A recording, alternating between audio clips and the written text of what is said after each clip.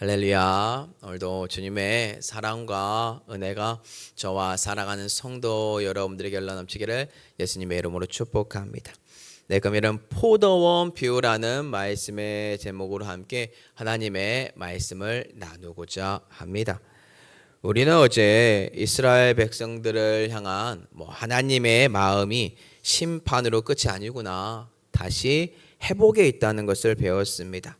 가령 지도자층의 타락과 시온의 딸들의 타락으로 인하여 그들에게 임할 심판이 있으나 다시 하나님께서 예루살렘을 청결하게 하심으로 시온에 남아있는 자들을 거룩하게 하시고 그들을 보호해 주신다는 회복의 메시지를 저희는 배웠습니다.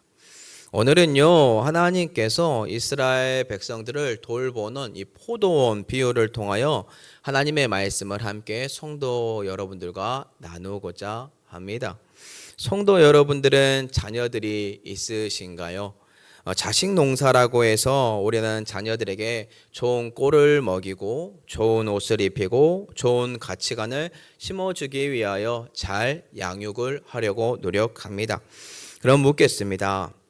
하나님 안에서 올바른 환경과 올바른 울타리 안에서 이 아이들을 잘 키웠다고 해서 이 아이들이 좋은 아이로 잘 자라나요? 아니면 삐뚤어질 수도 있나요? 참 사람의 뜻대로 안 되는 것 중에 하나가 자식 농사인 것 같습니다. 참 힘들다라는 뜻입니다. 오늘 본문을 보니까 하나님도요, 자식 농사가 참 힘들다는 것을 우리에게 보여주고 있습니다. 금요일 본문의 포도원 비유를 통하여 다 한번 그 내용을 살펴보도록 하겠습니다. 오늘 본문은 나는 내가 사랑하는 자를 위하여 노래한다라고 그렇게 시작을 합니다. 여기서 말하는 내가 사랑하는 자, 누구를 지칭하는지 아십니까? 이사야가 사랑하는 분입니다. 이분은 바로 여호와 하나님이십니다. 이는 지금 이사야가요, 자신이 사랑하는 여호와께 바치는 노래에 여호와 하나님의 이름 대신하여 내가 사랑하는 자라고 바꾸어 노래를 하고 있다는 것을 우리는 아주 쉽게 알 수 있습니다. 자, 그렇다면 여기서 말하는 포도원, 도대체 누구를 상징하는 것일까요? 여기서 말하는 포도원은 바로 이스라엘 백성들을 말하고 있습니다.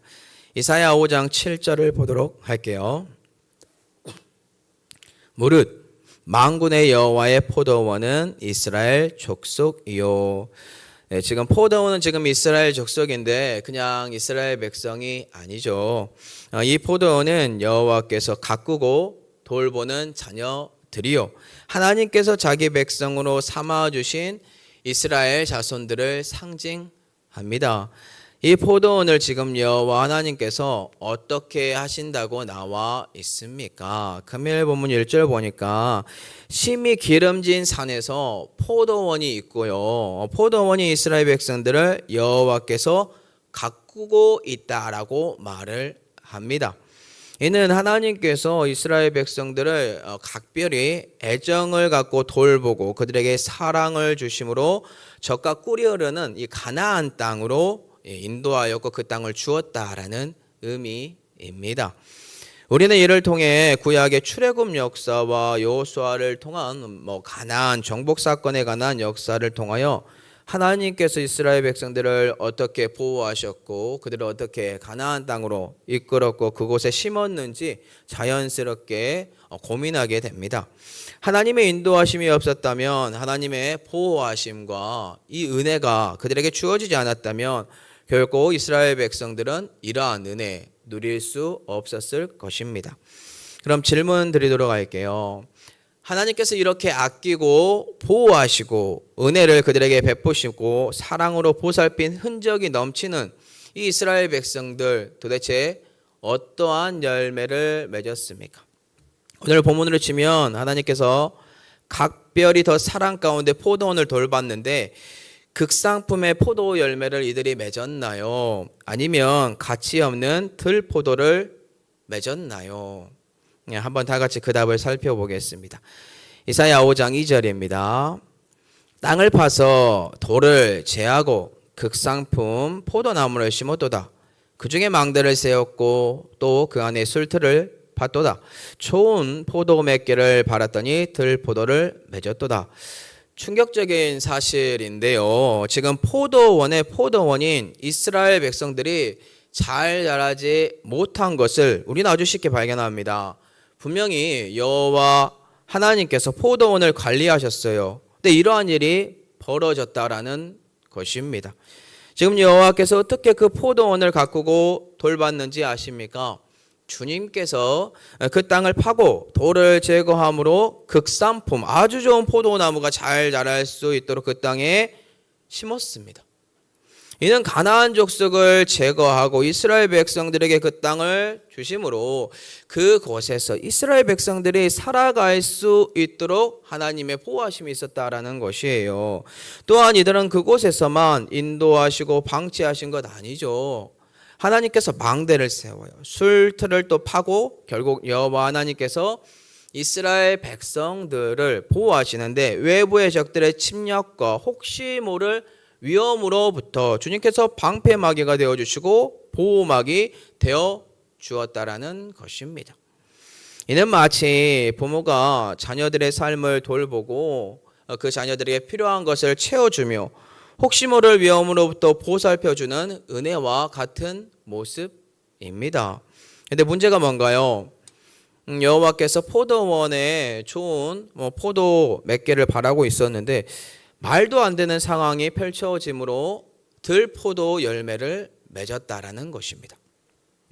이는 최고로 비옥한 땅에 최고로 좋은 포도나무를 심었고 올바른 영양분을 공급했으나 좋은 포도를 맺은 것이 아니라 들포도를 맺었다는 것이죠.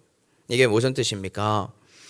하나님께서 이스라엘 백성들을 선하게 인도하시고 보호하시고 땅도 주시고 외부의 침략으로 보호해 주었는데 자식 농사가 망했다라는 것입니다.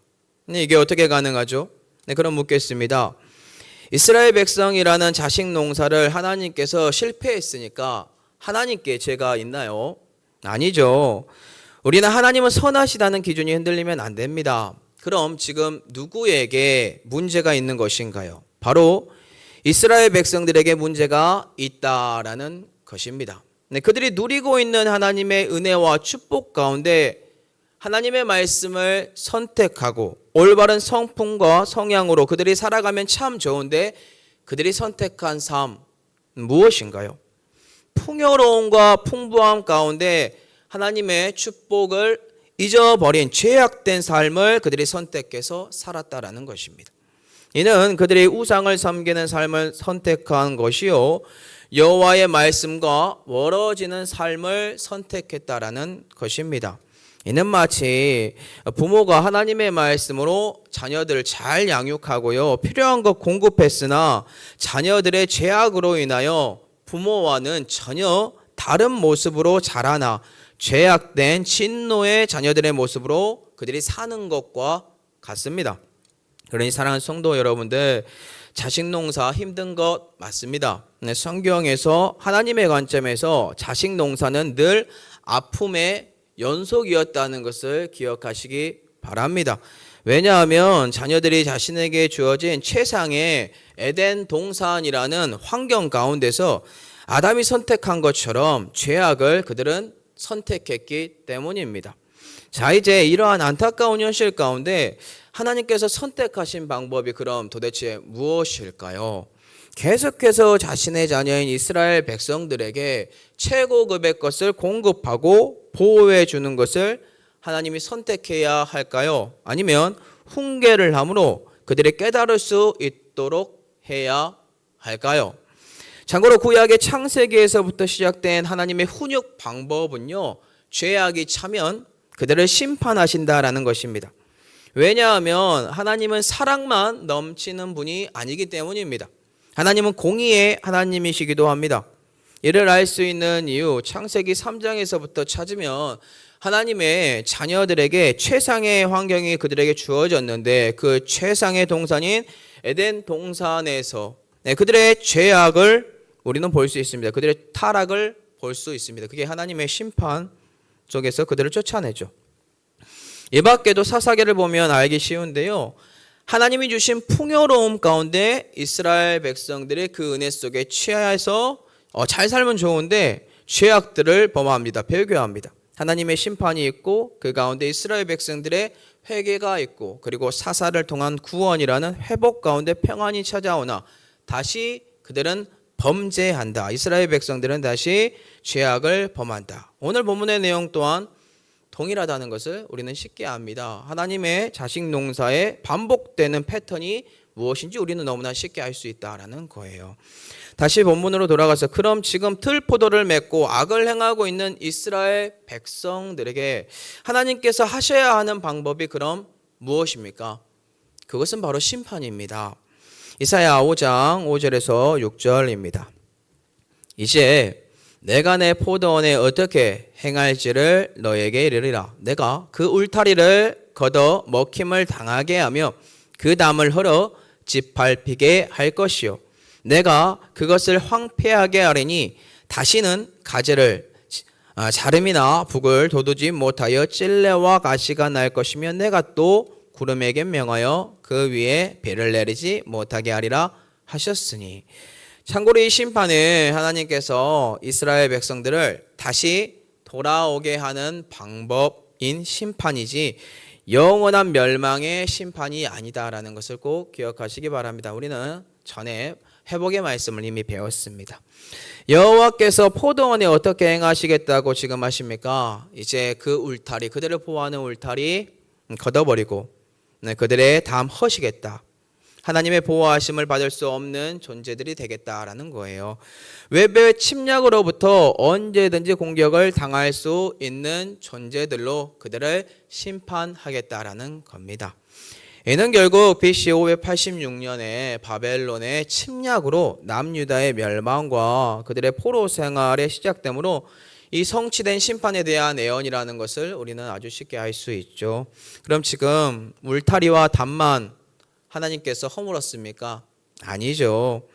외부의 침략만 허용한 것이 아니고요. 백성들을 돌보지 않고 유기하시겠다라고 합니다. 무슨 뜻인가요?